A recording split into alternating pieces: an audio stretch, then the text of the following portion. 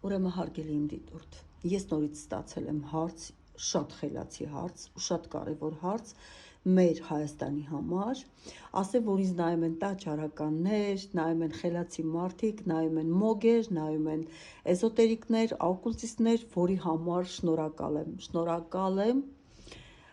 իմ էջին այսպես ուշադրություն դարձնելու եւ ձեր իմաստուն հարցերը ինձ հղելու համար։ Նախ ասեմ, որ երեք քանի որ Ռեբոկի մասին խոսակցությունը գնաց, ես ոչ միտեղ չնշեցի, որ աղջիկը կմահանա եւ ի ուրախություն մեզ, այս անգամ դարձյալ ես չսխալվեցի, կոմայից դուրս ա եկել աղջիկը, սա 100%-անոց այսպես տվյալներով եմ ես ասում, քանի որ նշեցի, որ լողի մարզիչ եմ եւ մենք իրար մեջ այսպես կապ ունենք, հա, եթե այդպեսի բան է լինում, առաջինը մենք ենք հետաքրքրվում, առաջինը մենք ենք անհանգստանում եւ այո, աղջիկը դուրս ա եկել կոմայից։ Այնտեղ ես ասացի, որ երկարատև բուժում է, հնարավոր է հիմա սարքավորումների տակ է, որտեղ սիրտը այո աշխատել է, բայց մենք ունենք թոքերը, այսինքն պետք է վերականգնվի, որտեղ խեղդվող մարդու թոքերը լցվում է ջրով։ Այդ պետք է կարողանան ապարատով ինքնուրույն, այսինքն մինչև որ մարդը ինքնուրույն կարողանա շնչի։ Բժշկություն մենք չխառնվենք դրանում, բայց կանխատեսումը մնում է ճիշտ եւ 100%-անոց։ Ոչ միտեղ չեմ նշել, որ մահ է, նշեցի, որ փոքր այսպես բարերար մոլորակը ամուր պահում աղջկա կյանքի թելը եւ աղջիկը կարճած է կյանքից, աղջիկը ինքը պայքարող է եւ ունի առողջ օրգանիզմ եւ լավ լուր ենք լսելու։ Առաջիկա 5 օրը կարևոր է, հնարավոր է 5 օր հետո նաև արհեստական ինչ-որ շնչառություններ անջատեն։ Ինչևից է։ Հարցը այսպեսին է, արդյոք գլոբալիստները իմիգրացիոն ճամբարներ են ուզում բացել Հայաստանում անհայրենիք երեխաների կամ մարդկանց համար։ Հա, եւ սա արդյոք սատանիստների ազգակործան ծրագրերից մեկն է Հայաստանի հետ կապված, թե ոչ։ Դե ինչ։ Ասպեկտները տեսնում եք, այստեղ ես կարող եմ ձեզ ցույց տալ 9-րդ տունը, դա մի վարքյան, 9-րդ տունը դա հեռավոր երկիր, հեռու տարածքներ, այսինքն երկրից դուրս գտնվող թեմաներն են։ Մենք ունենք այստեղ Լուսինը 4-րդ տանը, 3-րդ տուն Սատուրն Նեպտուն,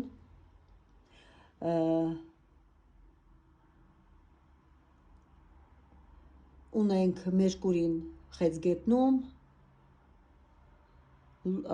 արևը եւ Յուպիտերը գտնվում է հենց իր տանը, հա,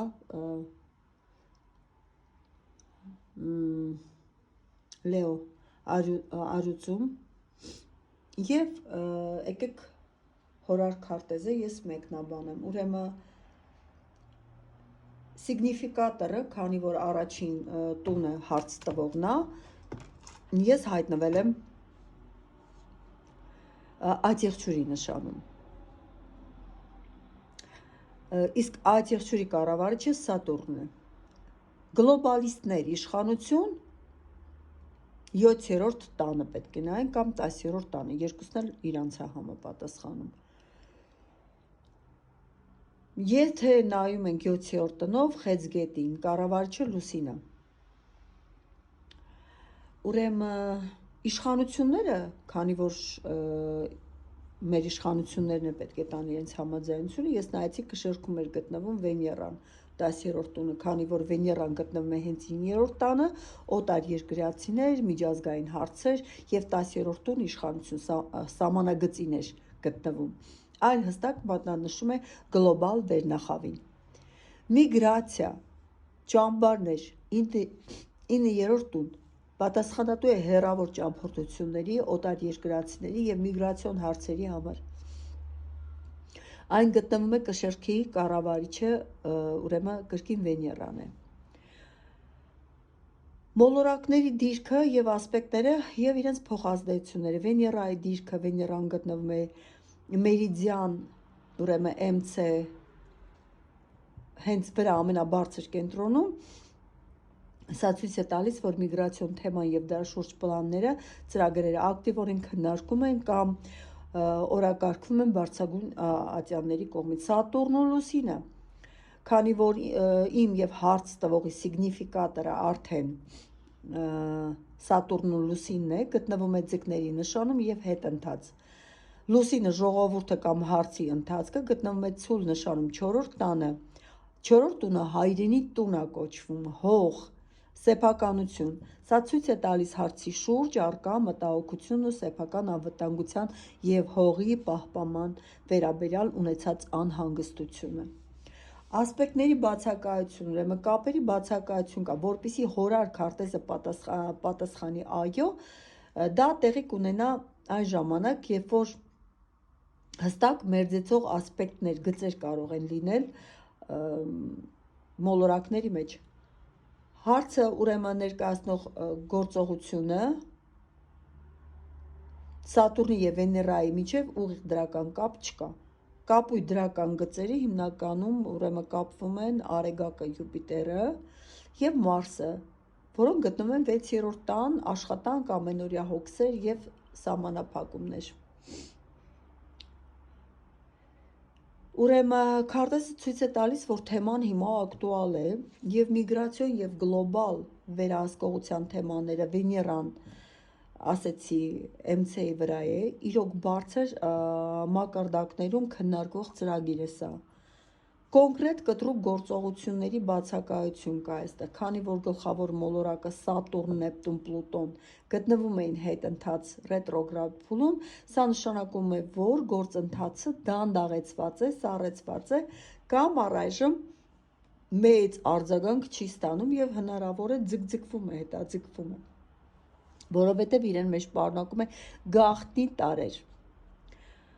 Գլոբալ մակարդակով նման ծրագրերն ու գաղափարներ գոյություն ունեն եւ մշակվում են, ինչը երևում է քարտեզի բարձր կետերում, սակայն այս պահին դրանց անմիջական բացահայտ կամ կտրուկ իրագործումը տեսանելի չէ, քանի որ քարտեզում առկա են բազմաթիվ արգելող գործոններ, կոնֆլիկտային քառակուսիներ, այսպես ասեմ։ Հաշվի առնելով, որ հարցը վերաբերում է հենց մեր երկրին Հայաստանին, ուրեմն 4-րդ տան հայրենիքի վիճակը քարտեզում բերում է ցուլ նշանում։ Ցուլը խորհրդանշում է կայունություն, հող, սահմաններ եւ նյութական անվտանգություն։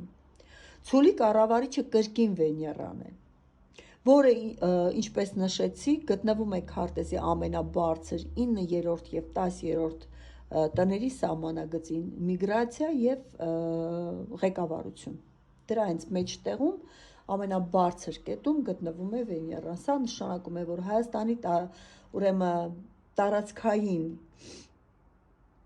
եւ ներքին հարցերը 4-րդ տուն այս փուլում ամբողջությամբ կախված են արտաքին գլոբալ ուժերի եւ միջազգային ատյանների 9-րդ տան որոշումից եւ ճնշումներից։ Հայաստանը կոնկրետ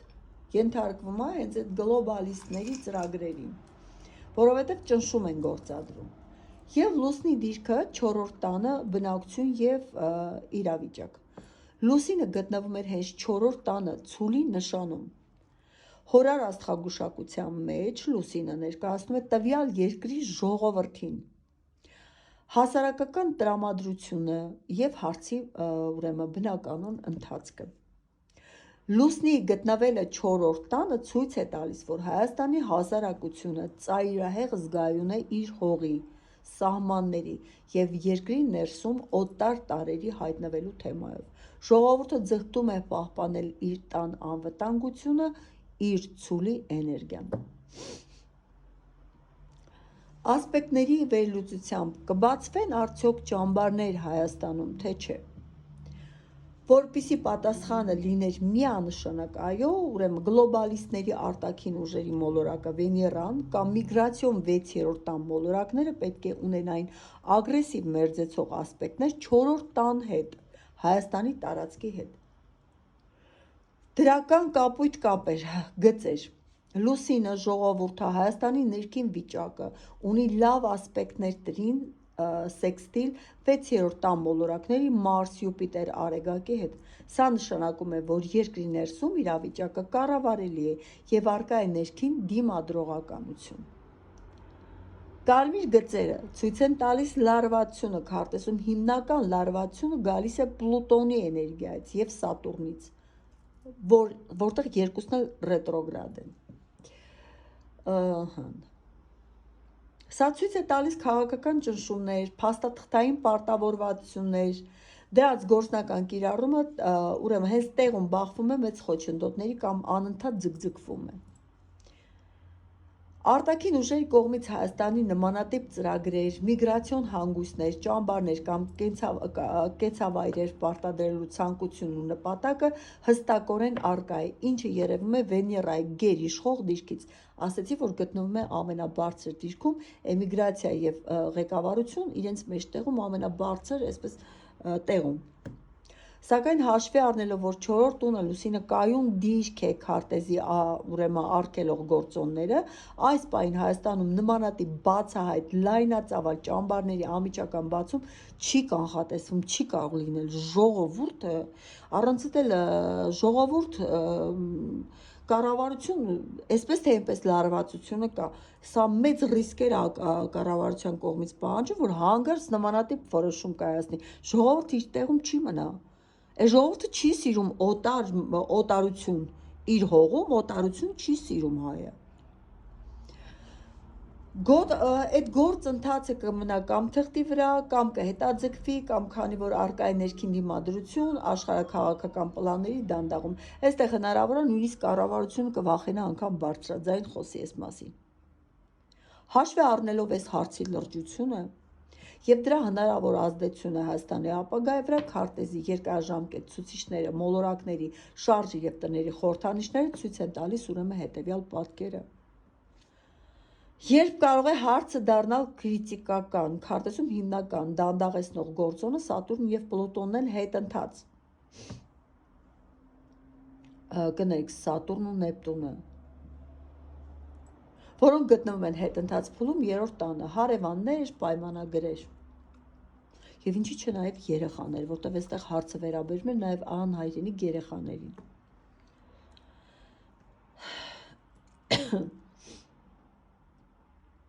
Ուրեմն այս հարցը կորցնելու է ներկայիս սառեցված կամ գաղտնի կարգավիճակը եւ դառնալու է բացահայտ ու ակտիվ, երբ այս ծանր մոլորակները դուրս գան հետընթաց փուլից եւ անցնեն խոյի նշան։ Սա մատնանշում է փոփոխությունների սկիզբը հենց առաջիկա տարում 2026-2027 թվականին։ Քանի որ ակտիվությունը տեղի ունենում 3-րդ եւ 6-րդ տներում, ճնշումը լինելու է իրավական, փաստաթղթային եւ ուղղակիորեն կապված է լինելու տարածաշրջանային հարևանների եւ միջազգային պարտավորությունների հետ։ Կարող է արդյոք այս գործընթացը լինել Հայաստանի համար կործանարար։ Աստղագիտական քարտեզը ցույց է տալիս, որ ռիսկերը բավականին մեծ են եւ հարց տվողի անհանգստությունը այս դեպքում մաքսիմալ տեղին է։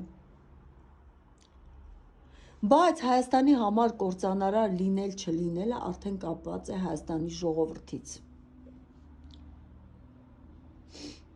եւ դիմադրողականությունից, թե Հայաստանի ժողովուրդը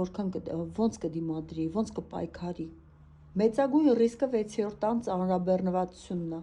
Քարտեզում Մարսը, Յուպիտերը, Արեգակը գտնվում են 6-րդ տանը, Խեց գետնի երկվորյակի սահմանում։ 6-րդ տունը աստղագուշակության մեջ խորհրդանշում է կախվածություն, սահմանափակումներ, ծառայողական վիճակներ եւ ներքին ճգնաժամեր։ Սա նշանակում է, որ եթե նման ծրագրերը իրագործվեն, դրանք երկրի վրա կդնեն ծանր սոցիալական, տնտեսական եւ անվտանգային բեռ, ինչը լրջորեն կփոխի երկրի ներքին ժողովրդական եւ կենցաղային պատկերը։ Պլուտոնի ազդեցությունը առաջին տանը։ Պլուտոնը տրանսֆորմացիայի, կորուստների եւ վերածնունդի մոլորակ է, գտնվում է առաջին տան սահմանին, Հայաստանի ինքնություն եւ պետականությունը։ Սա հուշում է, որ գլոբալիստական նման նախագիծը կոչված է ամբողջությամբ վերափոխել կամ ջնջել երկրի 5 կառուցվածքը։ Դա կլինի պետության լուրջ փորձություն, այսինքն նաեւ կարող են ջնջել մեր պատմությունը։ Ոնց որ Ամերիկայում հազարավոր ազգեր ապրում են, ինչի՞ չէ, Հայաստանն էլ էլի, թող ապրի ու ի վերջո մի հատ անուն կկպցնեն ու վերջ։ Բայց նաեւ ունենք փրկող իրավիճակ, այս հարցի մեջ մենք ունենք փրկող իրավիճակ։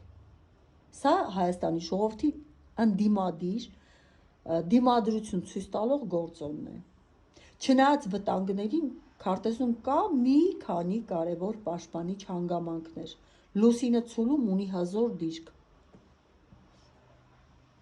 Ուրեմն լուսինը, ինչպես նշեցի, ներկայացնում է ժողովրդին։ Լուսինը գտնվում է էկզալտացիայի ամենաուժեղ դիրքում, 4-րդ տան հայրենիքում։ Սա նշանակում է, որ Հայաստանի ներսում կան շատ ամուր բնական, արմատական դիմադրողականություն, ժողովրդի հավաքական բնազն ու կարծրությունը սեփական հողի թույլ չեն տա, որ այդ ծրագիրը անցնեն հեշտությամբ կամ բերեն ամբողջական կործանման ինչ-որ ծրագրի։ 2026-2027 թվականներին ուրեմն փորձեր կարվեն այդ ծրագիրը կյանքի կոչել իրավական ու տնտեսական ճնշումների միջոցով։ Դա երկրի համար կլինի ծայրահեղ ծանր եւ ճգնաժամային փուլ։ 6-րդ տան ակտիվությունը, սակայն քարտեզը լիակատար կործանում չի կանխատեսում, քանի որ ներքին հասարակական դիմադրությունը լուսինը 4-րդ տանը հանդես է գալիս որպես հզոր արգելք։ Եվ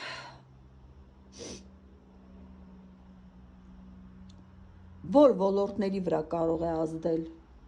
համենայն դեպս, եթե մեր դիմադրողականությունը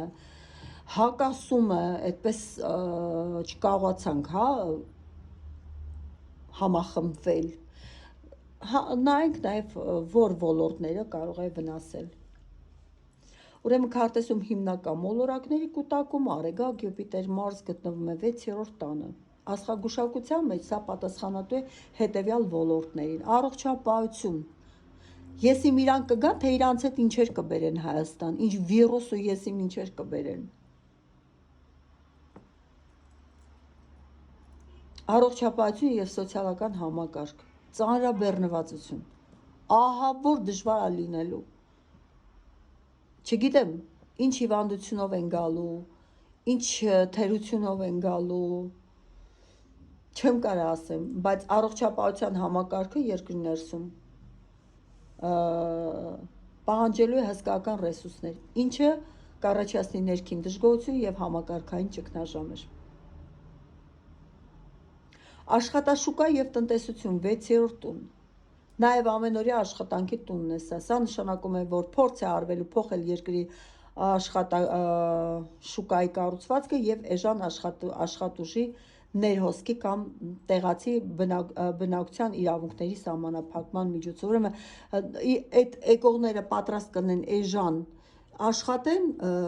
տեղի ժողովուրդը արդեն ինքը կարա չաշխատի, անհաց, անջուր մնա, բայց չաշխատի, որտեվ եկել են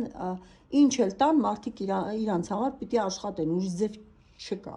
Եկել են հայրենիք են փնտրում Հայաստան, տեղ են փնտրում, Հայաստանը տվեց, եթե այս աշխատանքը գնահատվում է 10 դրամ, իրանք աշխատեն 1 դրամով։ Բա տեղի ժողովուրդը գնա 1 դրամով աշխատի, իր 10 դրամանոց աշխատանքը դառնա 1 դրամ։ Գործող իշխանություն, քաղաքական ուժերի դիրքորոշումը եւ իշխանության ժողովրդի եւ իշխանության ընդդիմությունը։ Գործող իշխանություն 10-րդ տուն, իշխանության սիգնիֆիկատորը Վեներան գտնվում է 9-րդ տան սահմանին, արտաքին աշխարհ, գլոբալ կառույցներ։ Սա հստակ ցույց է տալիս, որ երկրի ղեկավարությունը գտնվելու է արտաքին ուժերի ուժեղ ազդեցության վերահսկողության ներքո։ Նրանք հակված կլինեն կատարելու գլոբալիստական կառույցների պահանջները, դա ներկայացնելով որպես միջազգային համագործակցություն կամ տնտեսական անհրաժեշտություն։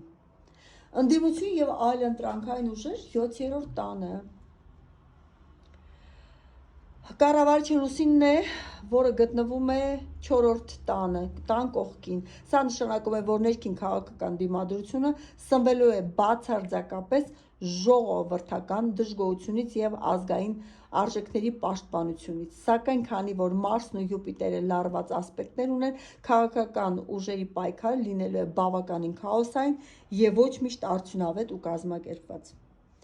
Աշխարհաքաղաքական կենտրոնները, որտեղից է գալիս հիմնական վտանգը, արևմտյան եւ գլոբալիստական կառույցներ, Վեներայի եւ Յուպիտերի դիրքերը հուշում են, որ հիմնական ֆինանսական եւ գաղափարական ճնշումները գալիս է արևմտյան տրանսֆորմացիոն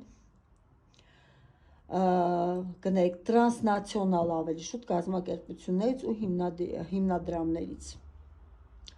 Տարածաշրջանային հարևաններ երրորդն ու երրորդ տանը գտնվող հետընթաց Սատուրն ու Նեպտուն ցույց են տալիս, որ անմիջական հարևան երկրները, օրինակ Թուրքիա, Ադրբեջան, Իրան կամ գաղտնի համաձայնությունների մեջ են այս ծրագրերի հետ կամ օգտագործելու են այս իրավիճակը Հայաստանին ել ավելի թուլացնելու եւ կախվածության մեջ գցելու համար։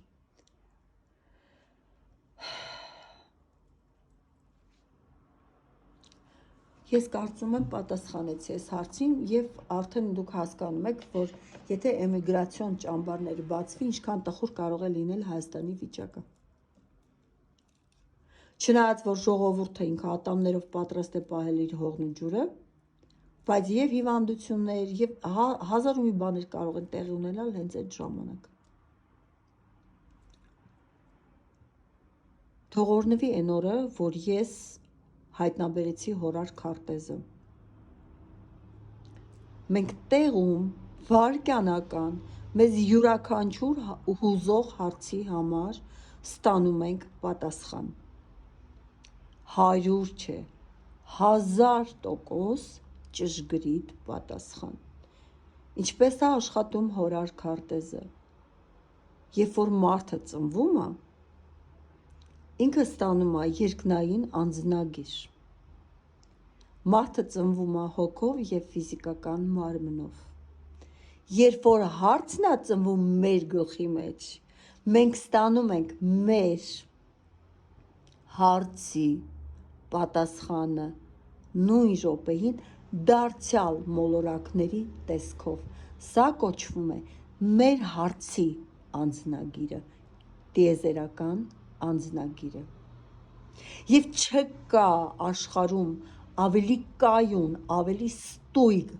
աշխատող մեթոդ, քան հորար քարտեզը։ Նույնիսկ տարոները, որ այդքան սրբացած մաքրամաքուր էզոտերիկ գործիքներ են համարվում, դարձյալ մենք տարոների պատասխանը ստանում ենք էլի մոլորակների դա հարցը ծագեց, մենք տարոներով կարդում ենք։ Հարցը ծագեց, մոլորակներով ենք կարդում հորար քարտեզով։ Մոլորակները չեն սխալվի, երբեք, բայց մենք հնարավոր է կամ չզգանք տվյալ պահին կարտը, կամ մեր հարցի պատասխանը մի փոքր էներգետիկ դաշտում ուշանա եւ մենք այսպես մի փոքր սխալվենք, բայց հորար քարտեզը երբեք չի սխալվի։ Գրեք էլ ինչ տեսակի խելացի գլոբալ գիտական հարցեր ունեք, ես կփորձեմ անդրադառնալ այդ հարցերին։ Լավ մնացեք, հա, դարդ լամիշ չեղնիկ, ես հələ էլի կուքա։